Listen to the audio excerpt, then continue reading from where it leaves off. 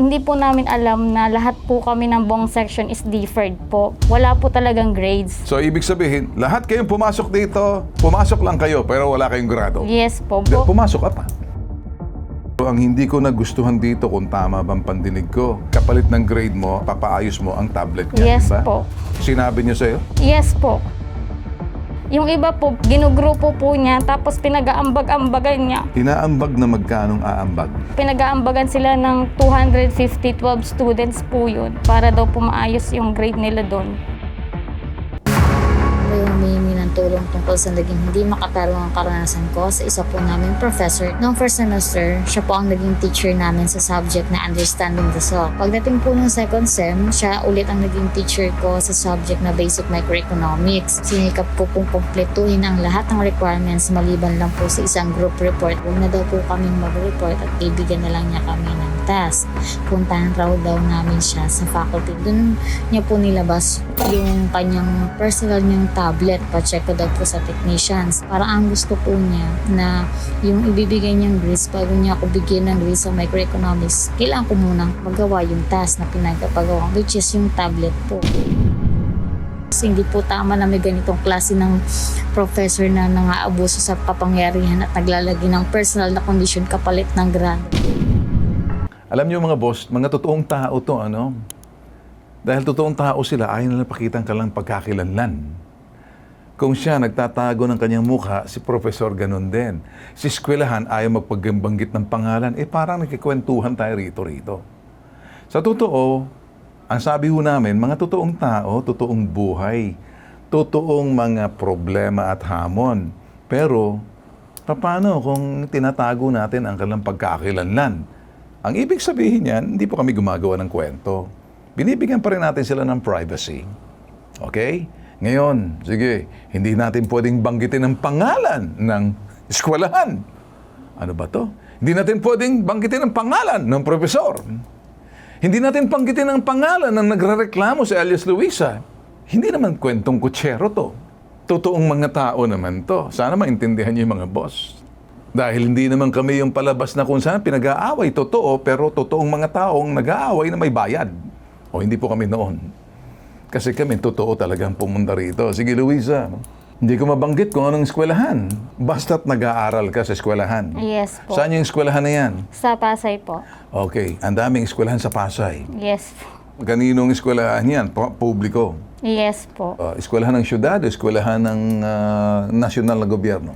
Eskwelahan po ng ano po. Syudad Yes. ng Pasay. Okay. Bali po, ganito po kasi yun. Sir, nung first semester po, hindi po namin alam na lahat po kami ng buong section is deferred po. Wala po talagang grades.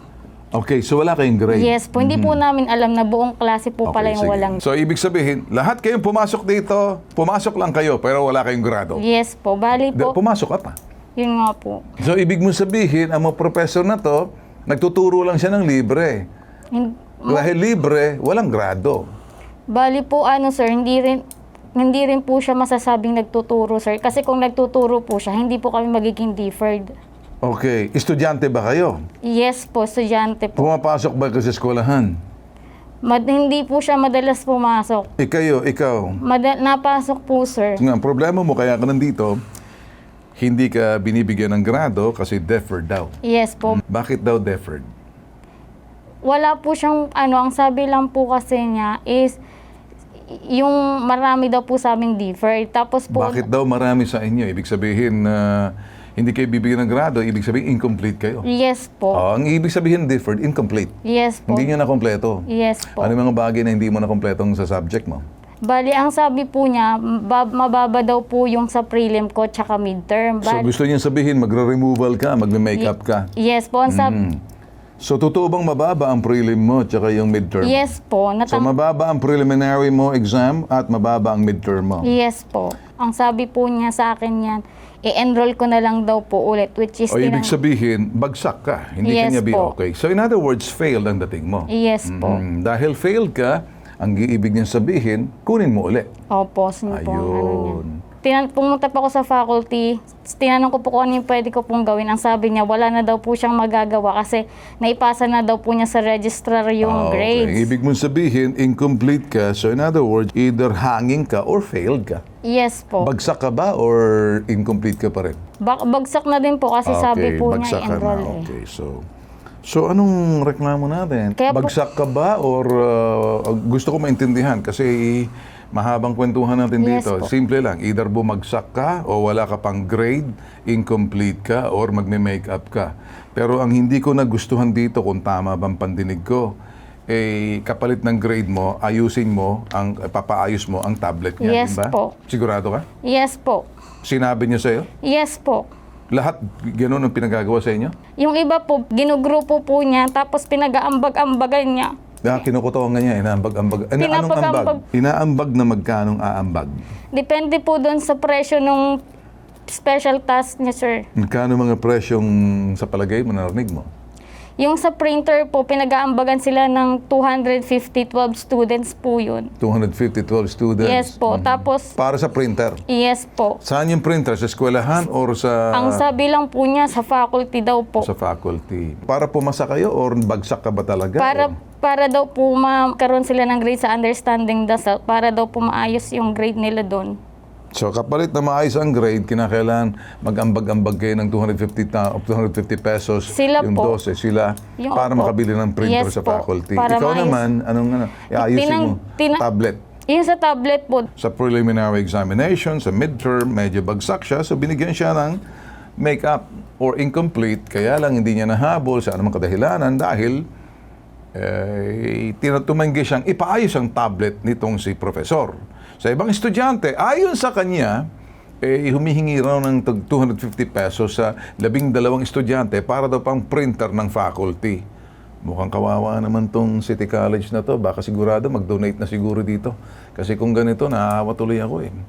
Kaya ko mag-donate yan. Kung paulanan ko sila ng mga tinapay dyan. Tsaka mga mga kape. Pero alright, sige. Sa linya ng telepono, kakausapin muna natin. Mr. Martin Rivera, magandang umaga po sa inyo, sir. Hello, sir. Ang amin pong opisina ay bukas po sa mga ganyang reklamo po tungkol po sa faculty. So, ang amin pong opisina, sir, ay nag-aantay po para po magkaroon po ng proseso po kasi may proseso rin naman po tayo. Tama. Simple lang po, sir, ano? Para alam ko naman, may due process din naman, ano? We cannot just make a judgment until such time that you do the investigation yourself. Totoo man o hindi, at least nakaabot po sa inyo. Maybe it's worth looking at, sir, and we're not saying we're believing. We're only saying, where there's smoke, there's always a fire. Sometimes the smoke is just a smoke, no fire. Bahala na po kayo magbalanse, sir. Asahan niyo po, Sir Bentul po na gagawa po kami ng aksyon. So, ang kailangan lang po magpunta po siya. Sige sa po. opisina. Opo. Papapuntahin na lang po namin sa inyo. Ha?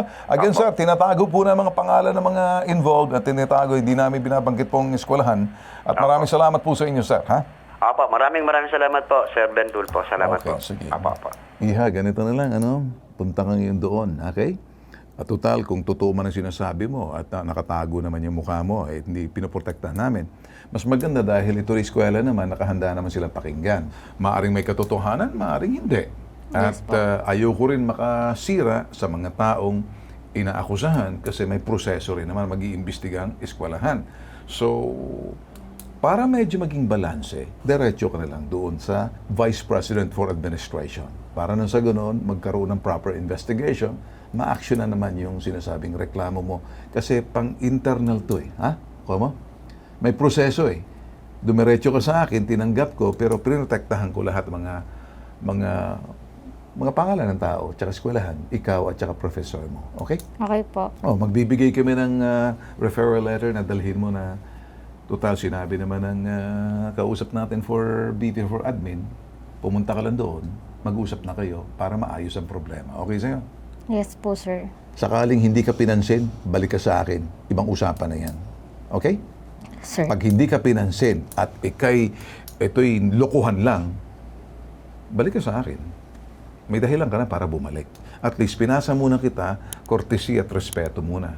Yes, Kung sir. sakaling binastos ka, kahit nung kausap natin, kahit sir. siya, reklamo mo sa akin. nasa likod mo kami, relax ka lang, ha? Hindi ka namin papabayaan. Basta totohanan to, ha? Yes po. Okay? Yes, sir. Okay, lahat po ng mga sumbong, pinakikinggan po namin, sinusuri, binabalanse, ayan. Ito pong pinalakas at mas pinalawak na bagong Ipabitag Mo Help Desk.